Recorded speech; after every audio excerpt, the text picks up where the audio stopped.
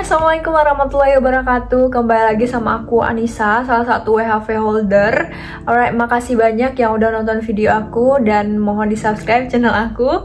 Oke, nah di video kali ini aku akan membuat konten atau menjawab pertanyaan-pertanyaan yang mungkin muncul di benak kalian atau di benak keluarga kalian atau tetangga kalian yang biasanya kepo kalau kalian mau bilang mau ke Australia gitu. Pertanyaan yang pertama, apakah WHV itu termasuk TKI? Terus yang kedua, apa itu WHV? Dan ketiga, apa aja jenis WHV? Dan keempat, alur WHV. Dan yang kelima, apakah lulusan SMA atau SMK itu bisa daftar WHV juga? Oke, kelanjutannya silahkan tonton video ini sampai habis. Apakah WHV termasuk TKI? Well, sebelum memutuskan, ayo kita lihat dulu pengertian dari TKI. Menurut pasal 1 bagian 1 Undang-Undang Nomor 39 Tahun 2004, bahwa TKI adalah setiap warga negara Indonesia yang memenuhi syarat untuk bekerja di luar negeri dalam hubungan kerja untuk jangka waktu tertentu dengan menerima upah. Jadi, yang kerja di luar negeri itu termasuk TKI Tenaga Kerja Indonesia atau PMI, yaitu Pekerja Migran Indonesia. Nah, sementara WHV, apa itu WHV ya? Nah, WHV adalah Working Holiday Visa. Visa ini adalah salah satu yang disediakan oleh negara Australia yang memungkinkan warga negara asing untuk bertempat tinggal sementara di wilayah negaranya dan melakukan kegiatan berlibur sambil bekerja dan mengikuti pendidikan ya kadang-kadang dan pelatihan tertentu. Nah, ini kalau yang mau ya biasanya 4 bulan. Nah, ada syaratnya nih, biasanya umurnya hanya terbatas yaitu antara 18 sampai 30 tahun dan berlaku 12 bulan satu visanya. Dan ini bisa diperpanjang sampai 2 hingga 3 tahun. Jadi, WHV itu kan bekerja WNI yang bekerja di Australia atau luar negeri, jadi termasuk TKI juga dong. Alright, nah setelah panjang lebar, jadi kita menyimpulkan bahwa WHV itu juga termasuk TKI atau PMI, teman-teman. Nah, kenapa begitu? Karena kita di sini juga bekerja kan, sedangkan merujuk ke pengertian TKI tadi bahwa warga negara yang bekerja di luar negeri gitu, berarti termasuk.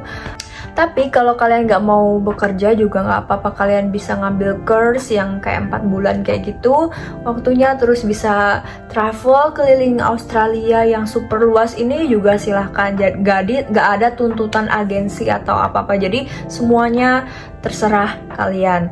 Nah, untuk yang TKI atau PMI tadi atau TKW tadi yang kayak konotasi negatif, yang kayak disiksa, terus kayak jadi pembantu, ada buruh kasar, ya itu nggak mungkin menurut aku terjadi di Australia karena di sini pemerintahnya sangat-sangat memperhatikan hak-hak buruhnya atau hak-hak pekerjanya. Jadi kayak gitu bisa dikomplain lah ya, bisa diurus sama badan hukum di sini. Apa aja jenis WHV? Nah, teman-teman, WHV itu ternyata dibagi menjadi 2 subkelas, yaitu subkelas 417 dan juga subkelas 462. Subkelas maksudnya di sini golongan visanya ya. Nah, kan dibilang sebelumnya kalau WHV itu cuma untuk negara-negara tertentu. Subkelas 417 itu tidak perlu menyertakan sertifikat pendidikan atau ijazah untuk lodge visanya, juga nggak pakai sertifikat bahasa IELTS atau TOEFL, nggak perlu surat rekomendasi dari pemerintah, dan juga bisa belajar 4 bulan. Sedangkan subkelas 462 itu semuanya perlu. Nah, Indonesia itu termasuk negara yang tergolong di subkelas 462. Jadi, kita butuh banyak effort nih untuk apply visa ini. Yang pertama yaitu sertifikat pendidikan, ini minimal kita lulus D3 atau S1, jadi perlu ijazahnya. Atau pas kuliah juga bisa ambil Working Holiday Visa ini sambil menyertakan transkrip nilai dan juga surat keterangan mahasiswa aktif. Selanjutnya sertifikat kemampuan bahasa baik TOEFL maupun IELTS. Kemudian surat rekomendasi dari pemerintah atau SDWHV, surat dukungan untuk WHV, ini biasanya dikeluarkan oleh Imigrasi Indonesia atau Dirjen Imigrasi. Biasanya di sini kuotanya dibatasin ya. Selanjutnya alur WHV apa aja sih? Yuk simak. Alright, nah yang pertama itu kita melengkapi persyaratan untuk mendapatkan SDU WHV. Nah persyaratannya banyak banget nih teman-teman.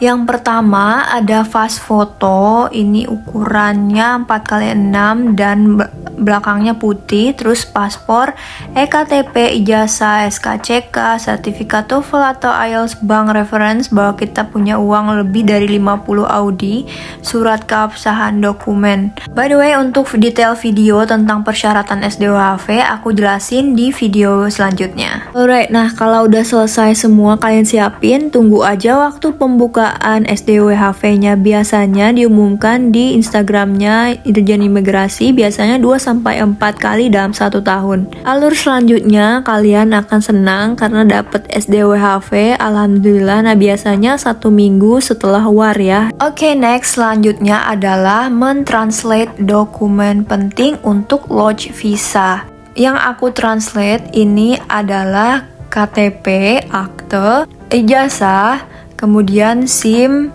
dan juga SDWHV-nya. Kalau dokumen kalian udah bentuknya bahasa Inggris, berarti nggak usah ditranslate ya.